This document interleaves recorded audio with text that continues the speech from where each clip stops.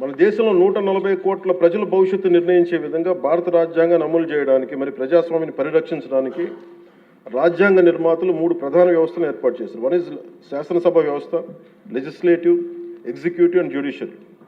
ఈ 3 వ్యవస్థలు పరస్పర సమన్వయంతో ఎలాంటి ఆటంకాలు లేకుండా సమర్థవంతంగా పనిచేసినప్పుడే ప్రజాస్వామ్యం బలంగా నిలబడుతుంది. వీటిలో ఏ ఒక్క వ్యవస్థలోనైనా లోపాలు ఏర్పడితే ప్రజాస్వామ్య వ్యవస్థపై ప్రభావం చూపడం కాకుండా ప్రజలకి న్యాయం మరియు సేవలు చేయడంలో ఇబ్బందులు పెడతాం. ఇది ఎందుకు ప్రస్తావించానంటే అధ్యక్ష, ఈ మధ్య నేను మన గవర్నర్ గారిని కలవడం జరిగింది, అబ్దుల్ నజీర్ గారిని. జరుగుతున్నప్పుడు ఆయన నా దృష్టికి తీసుకొచ్చింది, ఈ national grid judicial data grid ప్రకారం దాదాపు 1,11,59,767 సివిల్ కేసులు, మరి 3,80,60,784 క్రిమినల్ కేసులు ప్రస్తుతం దేశవ్యాప్తంగా పెండింగ్లో ఉన్నాయి. ఇన్ని జరుగుతూ ఉంటే మీరు యాజ్ ఒక పొలిటికల్ మీరు లెజిస్లేటివ్ పవర్ ఉన్న మీరు ఏదైనా మీరు కూర్చోబెట్టి ఒకసారి మీ సభ్యుల దృష్టికి తీసుకెళ్ళి దీన్ని ఎలా తగ్గించగలం, ఈ లిటిగేషన్ ఎలా తగ్గించగలం మీరు కూర్చోబెట్టి ఒకసారి ఎలా ఫెసిలిటేట్ చేయగలరు ఒకసారి మీ సభ దృష్టిలో మీరు మాట్లాడడం చెప్తే ఇది నాకు నిజం చాలా వాస్తవం అనిపించింది. ఎందుకంటే మన దగ్గర ఉన్న కోర్టుల సంఖ్యకి ఇక్కడ ఉన్న మౌలిక సదుపాయాలకి రోజువారీగా నమోదవుతున్న కేసుల సంఖ్యకి మధ్య చాలా స్పష్టమైన అసమతుల్యత ఉంది అధ్యక్ష, ఇంబ్యాలెన్స్ ఉంది. ఈ పరిస్థితుల్లో ఈ కేసులని పరిష్కారం కావడానికి ఎన్ని దశాబ్దాలు పడుతుందో కూడా చెప్పడం చాలా చాలా కష్టం. అందుకని ముఖ్యంగా మీరు కోర్టుల పరిస్థితిని చూస్తే కనీసం మౌలిక సదుపాయాలు కూడా అందుబాటులో లేని పరిస్థితి కనిపిస్తూ ఉంది. ముఖ్యంగా మహిళా అడ్వకేట్ల కోసం టాయిలెట్స్ కానీ సదుపాయాలు కానీ చాలా చోట్ల లేవు, కనీసం వాళ్ళ విశ్రాంతి గదులు కానీ. రోజుకి వేలాది మంది కోర్టులకు వచ్చి వెళ్తూ ఉంటారు, వాళ్ళకి తగిన మౌలిక సదుపాయాలు కల్పించడం కూడా చాలా చాలా అవసరం. అందుకే బడ్జెట్లో న్యాయశాఖకు తగిన నిధులను కేటాయించే బాధ్యత లెజిస్లేటివ్ వ్యవస్థ పైన ఉందని నేను మనస్ఫూర్తిగా భావిస్తాను. ఈ సందర్భంలో ఈ సంవత్సరం గౌరవ ఆర్థిక శాఖ మంత్రి పయ్యావుల కేశవ్ గారు ప్రవేశపెట్టిన ఈ బడ్జెట్లో దాదాపు 100 కొత్త కోర్టు భవనాల నిర్మాణానికి 349 కోట్లని కేటాయించడం చాలా చాలా మనస్ఫూర్తిగా అభినందిస్తాను. గతంతో పోలిస్తే కూటమి ప్రభుత్వం న్యాయశాఖ చాలా ప్రాధాన్యత ఇస్తున్నప్పటికీ కూడా సభ దృష్టికి నేను తీసుకొస్తే ఇంకా మనం చేయాల్సిన పనులు చాలా చాలా ఉన్నాయనిపిస్తుంది. ఎందుకంటే ఆయన చెప్పింది, ప్రత్యేకించి గవర్నర్ గారు చెప్పింది, ఒక్క కేసు ఒకళ్ళ మీద ఉంటే మనందరికీ తెలుసు, అందరం దాదాపు ముఖ్యమంత్రి గారు చెప్తే సభలో ఉన్న ప్రతి ఒక్కళ్ళ మీద ఏదో ఒకలాగా కేసులు ఉన్నాయి.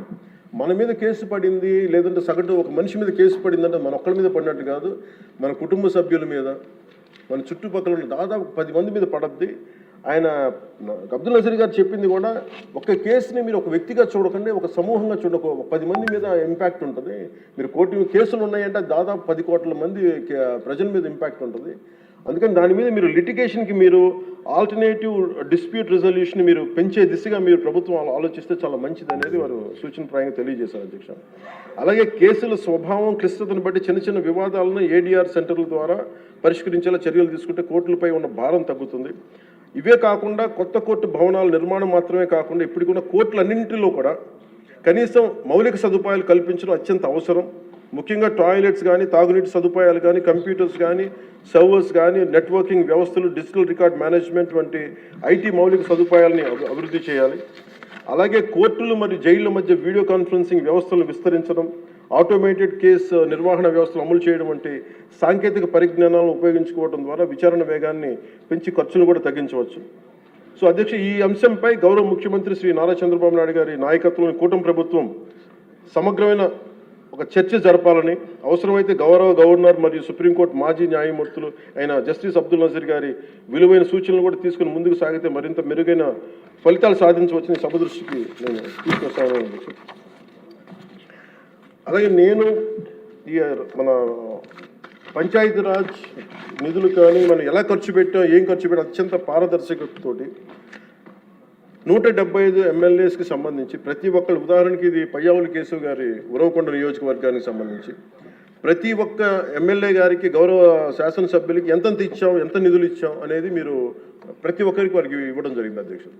ఇందులో ఎవరికి కూడా నా దృష్టికి ఏ సమస్య వచ్చినా, పంచాయతీ రాజ్ శాఖకు సంబంధించి ఏది వచ్చినా కానీ, ఆర్డబ్ల్యూఎస్ కానీ లేదంటే ఫారెస్ట్ డిపార్ట్మెంట్ ఏది వచ్చినా సరే ప్రత్యేక శ్రద్ధ పెట్టి ఉన్న పరిమితమైన నిధులనే అందరూ ఒకళ్ళకి ఇవ్వకుండా కూడా పార్షియాలిటీ చూపించకుండా ఉన్నంతలో అందరికీ న్యాయం జరిగేలా మేము చేస్తామని ఇది మీ ద్వారా ప్రతి ఎమ్మెల్యే గారికి, ప్రతి గౌరవ శాసనసభ్యులు ప్రతి ఒక్కరికి పంచాయతీరాజ్ శాఖ అందజేస్తున్న అధ్యక్ష. ఇది మీ దృష్టికి తీసుకొస్తా ఉన్నాను. ఇది మీ నియోజకవర్గాల్లో మీకు ఎంత ఖర్చు పెట్టాం, ఎలా చెప్పాం, మీరు చాలా సగర్వంగా మీరు చెప్పుకునేలా ఉంటుందని తెలియజేస్తున్నాను అధ్యక్ష.